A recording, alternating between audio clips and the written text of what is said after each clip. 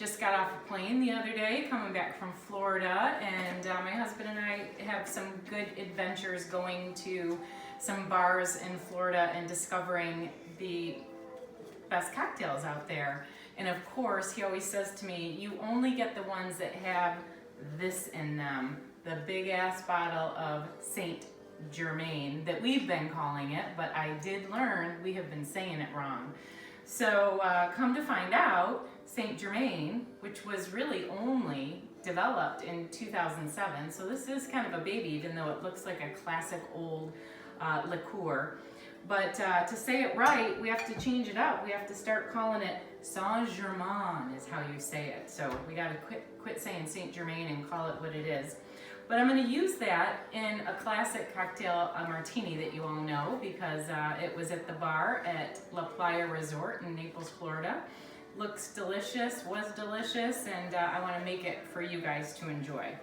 So what you're going to do is you're going to add a little summer to the outside snow that's fallen in the background, and start by putting some cucumbers into your shaker.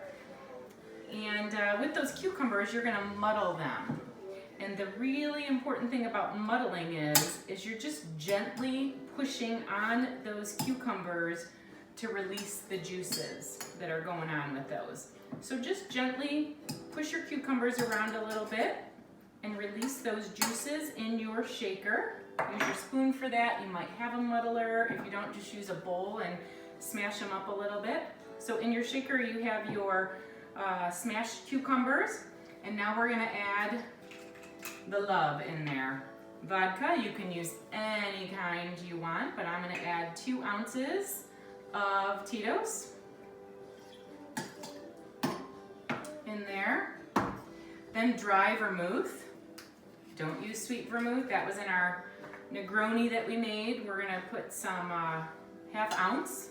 You can even go light if you don't love vermouth. That's a little too much for me because I don't love it. Some dry vermouth in, makes it a classic martini, but now we are going to St.Germain it up and add some of this in there. It only calls for a ½ ounce, but you know what I'm going to do.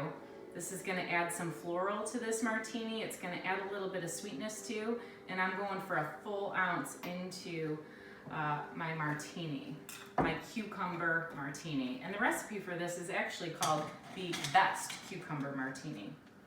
Add some ice into your shaker.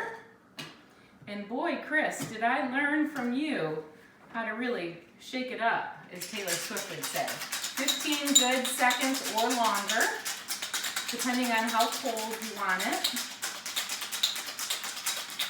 Shake that up.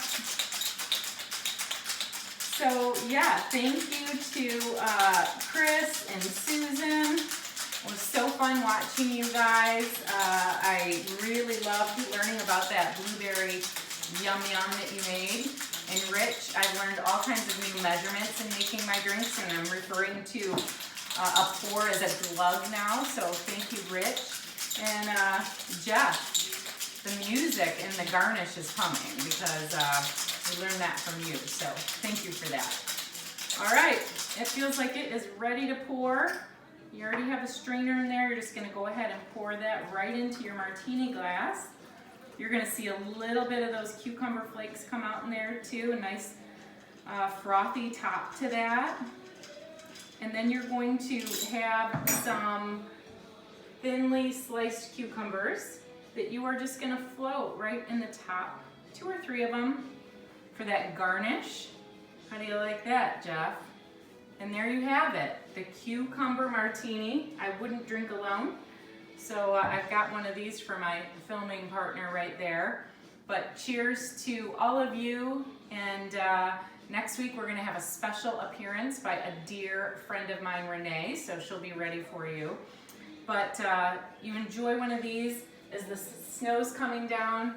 It gives you some cucumber. Summer's right around the corner. So cheers to everyone.